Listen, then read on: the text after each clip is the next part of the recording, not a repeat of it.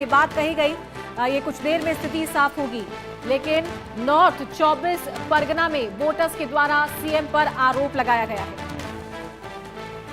ज्यादा जानकारी के साथ संवाददाता रैनिक दत्ता लगातार हमारे साथ बने हुए हैं। रैनिक, उत्तर 24 परगना से लोगों का ये आरोप सामने आया कि ममता बनर्जी धमका रही है। क्या ये पूरा मामला है? क्या जानकारी आपके पास?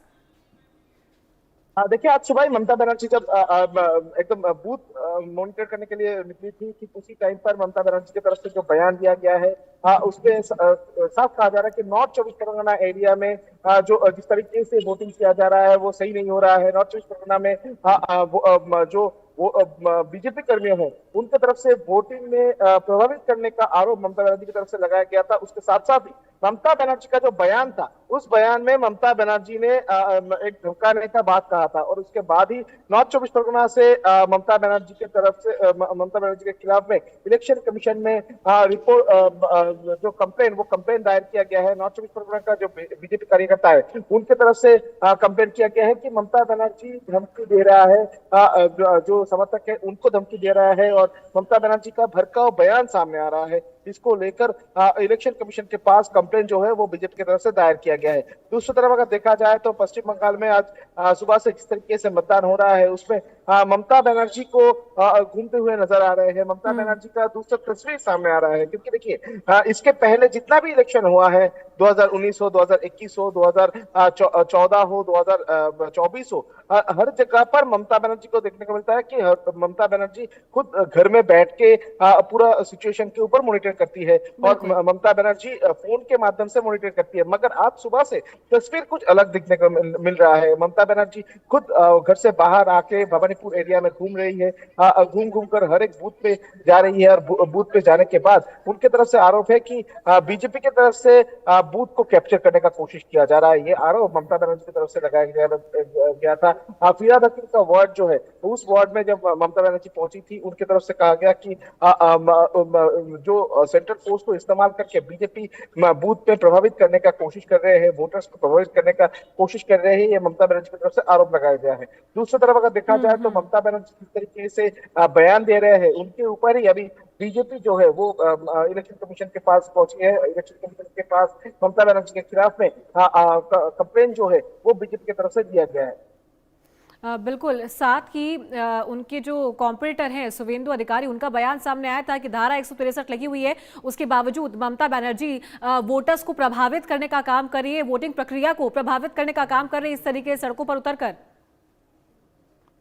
एकदम देखिए, शुभेंदु अधिकारी की तरफ से भी आरोप लगाया जा रहा है कि ममता बनर्जी वोटर्स को प्रभावित करने का कोशिश कर रहे हैं, और जो बूथ पे जाकर वोटर्स के साथ बात कर रहे हैं, वोटर्स को प्रभावित करने का कोशिश कर रहे हैं। और ममता बनर्जी घूम घूम कर 163 धारा लगाने के बावजूद भी ममता बनर्जी बूथों पर घुस रहे हैं, और बूथों पर जाकर जो वोटर है उनको प्रभावित करने का कोशिश ममता बनर्जी कर रहे हैं। ये आरोप शुभेंदु अधिकारी की तरफ से भी लगाया जा रहा है।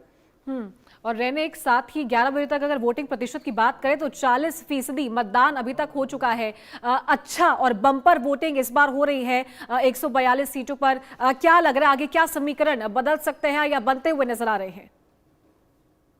एकदम ही देखिए, पश्चिम बंगाल में पहला चरण में भी जिस तरीके का वोटिंग देखने को मिला था, वैसा ही वोटिंग इस बार भी देखने को मिल रहा है। सुबह 11 बजे तक जो रिपोर्ट इलेक्शन कमीशन की तरफ से दिया जा रहा है उसके मुताबिक 39.97% वोट, यानी करीब 40% के ऊपर वोट पश्चिम बंगाल में पड़ चुके हैं। और लगातार जिस तरीके से लोग मतदान कर रहे हैं उसमें साफ नजर आ रहा है कि लोग मुद्दे के ऊपर बेस करके मतदान करने के लिए आ रहे हैं।